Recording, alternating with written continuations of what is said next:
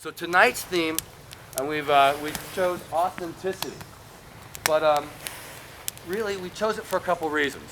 It has to do with these people, it has to do with this place, and it has to do with this process. But authenticity to me means, and it means lots of different things, but to me it means being original, being sincere, being genuine.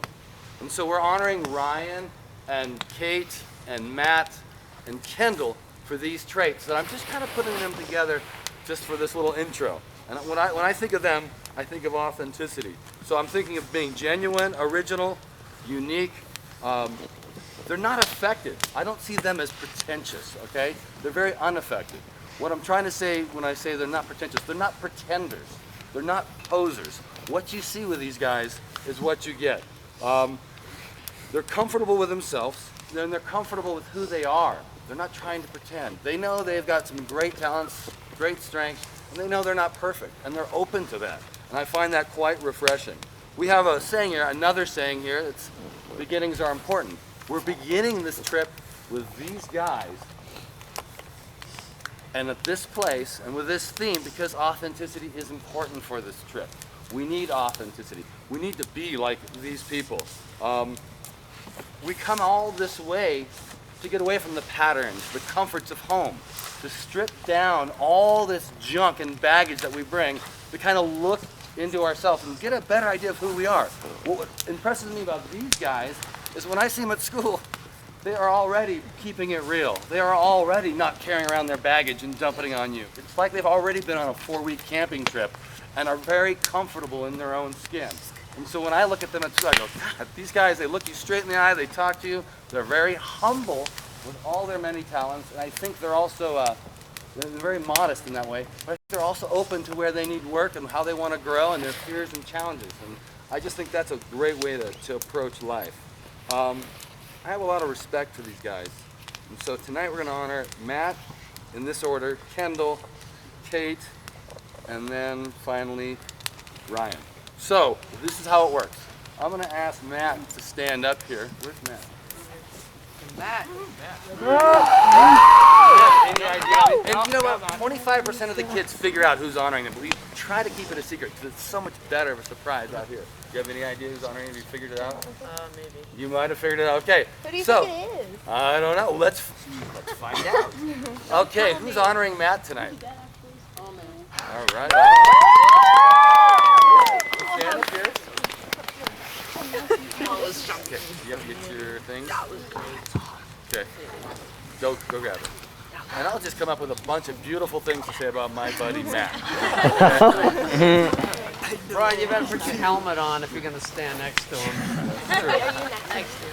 Well, we're starting with Matt. I mean, this guy's come a long way over those last 4 years, right? When I talk to Matt, he's always a straightforward guy. He's really direct.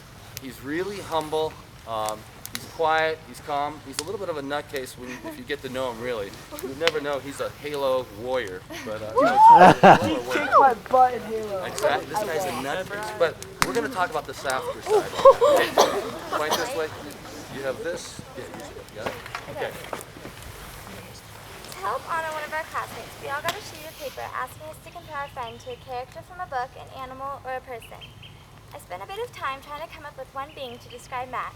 But once I really thought about him and all of his uniqueness, I realized that one thing wouldn't even begin to describe his personality. So I decided to compare him to a few things which I believe reflect the greatest characteristics of Matt. When I talked to one of the teachers, he mentioned that Matt reminded him of a koala. You might think it's weird to compare him to such a random animal, but really his personality fits perfectly. As Russ said, he's naturally lovable and is a gentle animal. He climbs high and sets his goals above and beyond and creates those goals no matter what. I've never seen Matt stressed out, and because of that I think it calms everyone and brings peace to our class. He's constantly feeding on new ideas and is always polite. Although comparing Matt to a koala is easy, it's not enough. He has many more qualities than just one animal can illustrate. I heard that one of Matt's favorite video games was Call of Duty 4, so I did a little research and found that one of the characters that I think reflects Matt's other sides best. The character's name is Gauze. Gauze is a mentor to McTavish, the main character. And the reason this reminds me of Matt is because Matt is a mentor. He is loyal and is always moving forward in the right direction. He knows the answers to so many questions and is willing to share his knowledge. Problem solving is one of his many talents and he's always searching for new adventure. His His natural skill to troubleshoot is amazing, and he's probably going to go far with it. That isn't violent like the game, though. He has a side to him that is much gentler. It reminds me of a goldfish. The thing with the goldfish is that you can tell it anything, and you know it won't be going around telling your secrets. When I talked to Matt's closest friends, the first thing out of their mouth was the word loyalty, and how much they trusted Matt. Everyone went on forever about talking about how they could tell him anything, know that their secret would be safe. He's valued so much as a friend, and I think that everyone can agree on that. Matt will listen to anything, and then somehow turn around, make you ecstatic with all his energy so that you can't help but laugh. He's always energetic, but is in the way where you know he isn't doing it for the attention, and just has fun in his own way. He can be friends with anyone and knows how to cheer them up. I talked to Lisa, Matthew's mom, and she said that in first grade, Matthew was known as the friend to all, because he would realize when someone was having a bad day, and no matter who it was, Matt would bring his cheerful personality over and try and make their day even the slightest bit better. When I talked to Matt's closest friend, the other thing that kept coming up was his determination and comic side. This made me think of one person, Jackie Chan. He is a fighter, determined to do anything he needs, but somehow is hilarious through thick and thin. He can do anything he sets his mind to, but is still there as the comic relief everyone needs in their life. He's always trying to help out and make everyone happy. He is unique, independent, and down to earth. He is strong, but always knows what he wants and sticks to it. He can be serious and uproarious at the same time, which very few people can do. He is an individual. Matt has grown so much over the years I've known him, but always stayed true to himself. So when it came down to the final question of where do you see your friend in the future, I couldn't decide. There's so many paths that Matt can take in life, and with all Matt can take in life with all his talents, I couldn't choose only one. Matthew means gift of God, and honestly, I couldn't think of anything better to describe Matt. He's an amazing friend and altogether person. He's contributed so much to our community, and we're also lucky to have him in our lives. Matt is so much more than words can describe, and so for that, I think he deserves one more badge he couldn't get from any amount of years as Boy Scout, but rather of being who he is. Yeah. I made this badge. It's kind of big. It has a bunch of, it's like a collage, and it just has a bunch of symbols and stuff that reminds me of you. And so here you go.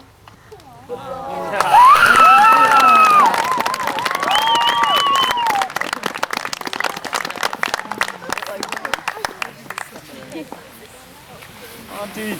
Wow, nice job, guys. Nice job, Lonnie. Thanks, Morgan. I've never seen her write so much. All right. Over the top. Thank you, Morgan. Okay. Kendall, why don't you come on up here? Yeah, Kendall. Honestly, do you have any idea? Really? All right. Good.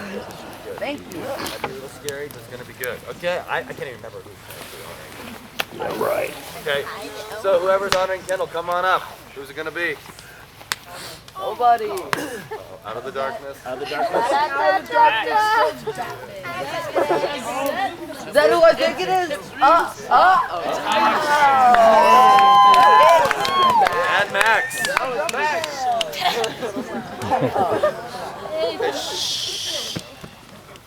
Nice and loud, Max. Kendall Vincent, original, enthusiastic, and kind. Everyone that has met her must agree that Kendall is one of the most unique people they have ever met. Personally, I cannot remember the last time I saw a girl wearing cheetah or leopard print tights to school, or for that matter, ever. The first time I saw these animal print leggings, I wondered to myself, how could someone be so brave to wear something like that without feeling afraid or worried about drawing too much attention? However, once I knew Kendall, I realized she isn't concerned about what people think. Even if she was worried about what people think, she wouldn't show her uncertainty in her clothes. Kendall came to the SBMS family in 8th grade, and in doing so, I automatically thought of her as brave and courageous. Coming in to SBMS in 8th grade must have been a tough start because everyone had already had their groups of friends. Kendall, though, immediately found her friends who are still with her now. Her friends think that she is fun to talk to, good to laugh with, and has a comical personality. Apart from being a good friend and a caring individual, Kendall is a sophisticated artist. From her skull frames, which I thought were very cool, to her detailed drawings of Victor's hat, I can see that her skill and understanding of art will lead her to wonderful places. Her classmates say that Kendall is respected, liked, smiley, mature, nice, funny, smart, enjoys everything, wonderful to be around, always happy, and easy to relate to. I agree with all of these, but they only scratch the surface of Kendall's personality. Kendall's mom sees her as extremely kind, thoughtful, considerate, sweet, and above all, an observer. She takes in what she sees and uses it to her benefit. Kendall reminds me of Elle Woods in the movie Legally Blonde. She is really smart and creative, but has a girly, bubbly exterior. She can be serious when she wants to be, but has a great sense of humor that makes everybody laugh. She also reminds me of the growth that Elle went through. Even though this year is ending, I'm excited for next year to see how Kendall becomes her own version of Legally Blonde at DP. All right.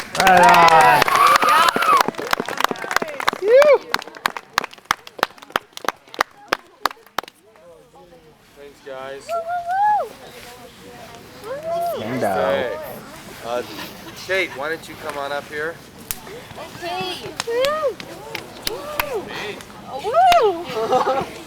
All right. Do you have any idea? Figured it out? Okay. So, who is honoring Kate tonight?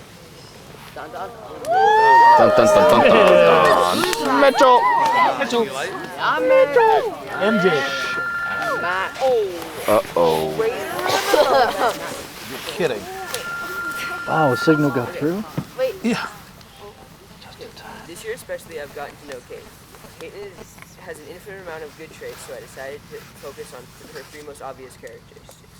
I chose her original sense of humor, her kindness towards everybody, and her vintage sense of fashion and style. Her sense of humor is one that only she has. It is so unique that you really have to pay attention to her wit. Once you get it, once you do, it gets funnier and funnier. For 3 years I have been here, I've not seen her honestly be mean to anyone. She always has a smile on her face and isn't the kind that goes around hurting people for fun. She's always so radiant when you're around her that she makes you happy. Some of her friends think she adds a foreign sense of flavor at SBMS, along with her originality and creativity. If Kate is to be described as an animal, it would be a mix of a koala and a fox, because she is playful and crazy. When I asked around, it seems like she would be a fashion designer, and it makes sense since her fashion seems to be one of her bigger hobbies, and she pays a lot of attention to detail. I can also see her as being a teacher. She is so compassionate while working with little kids. She even practices this at school. She will always be the one who volunteers to help out the 6th and 7th graders if they need it. When I first met Kate in 7th grade, she was shy and timid. And over the years, she has really opened up and become more comfortable with everyone. And she is not timid anymore. She is very comfortable and confident with who she is.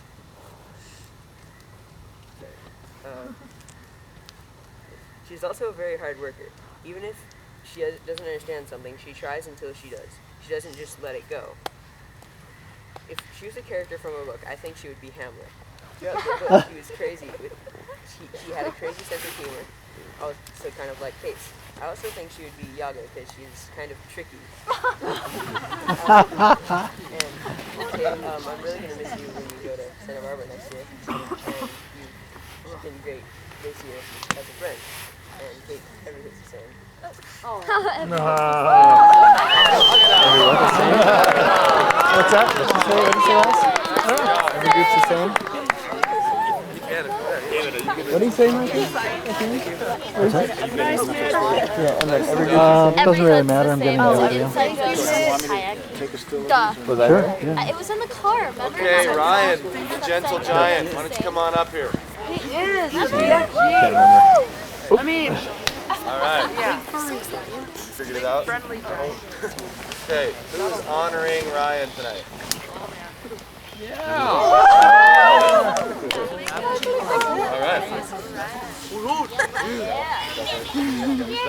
think I got my stuff.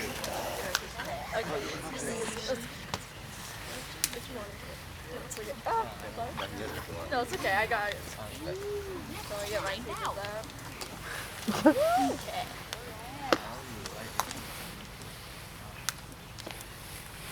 Okay, so I have a little story for you guys. This is called The Discovery of the Ryanator. Chapter 1, The Beginning of the Dream. Once upon a time, there lived a boy who dreamed of becoming someone important. This boy wanted to help others to impact the world. He thought and finally realized that he needed to become a superhero to make his dreams come true. So, to become a superhero, he knew he needed a costume. Therefore, the young boy made himself a cape and a pair of wicked-looking goggles. So here I have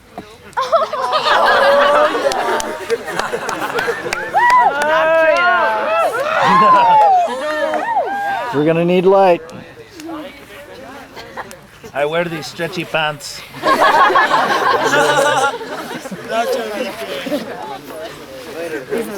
And then I got some Super Ryan. Super goggles. Harry Potter. Okay, but there was a problem. The boy didn't know where to find his superpowers. However, what he didn't realize was that he already had them inside of him. He just needed to dig down and discover them for himself. Chapter 2, Finding His Powers. This young boy set out to discover his inner superpowers. He first went to a school named La Colina, where he had heard there were some wise teachers. He searched and searched there, but nothing they gave him could quench his thirst. This isn't it, he said to himself. He sat quietly for some moments. Then, out of nowhere, he heard a voice. It whispered, "Middle school, Santa Barbara Middle School." He told his parents about it, and they knew by the sparkle in his eye this was a school for him. When he first came to middle school, there was talk of a new student who seemed different than the rest. He was easygoing and was fun to be around. The new kid, Ryan, didn't seem to care what anyone thought of him. He beat to his own drum. It was immediately apparent that he was comfortable in his own skin, not trying to be anyone else but himself. All Ryan was interested in was delving deeper into his own being, discovering who he really was. He attended classes where teachers were amazed by his knowledge. They knew he was no ordinary human. He continued to dig deeper inside to find his own superpowers. He discovered his gifts to the world: sense of humor, speech, creativity, and uniqueness. A teacher of Ryan, by the name of Brian, said, "If I had to characterize what type of superhero Ryan would be, I could see him as a Taoist ninja version of He-Man, who is often seen riding the tiger of woo-woo, which means non-action. He'd be armed with a sword of all-knowing fire that slays wannabes and incinerates the veil of poserness." This boy was able to have fun and laugh at himself, which is a very important virtue in life. A very intelligent teacher, Russ, said Ryan is a sleeping giant. Whenever the boy spoke, he always said important things, not nonsense. He also had a creative mind. Creativity allowed him to open up his mind in different ways. A wise teacher by the name of Kelly said, "He's intuitive beyond his years and filled with an incredible sense of honesty." He finally had become his own person. He wouldn't follow the crowd but walk down his own path. He was not a boy anymore, but a young adult. He now had become the Ryan leader. Chapter 3, the beginning of the future. He now has become a very strong individual. For the future of this young man, I do not know, but I have an idea. He'll pursue his dreams. He'll become a very powerful person. Ryan Guajardo, remember that name. You'll read about his great achievements in the future.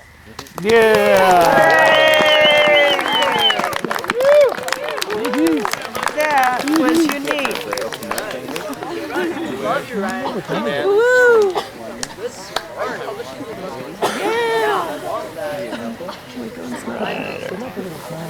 All right. Pretty impressive stuff from a bunch of teenagers sitting around the fire in the middle of Oregon. Very proud of you guys.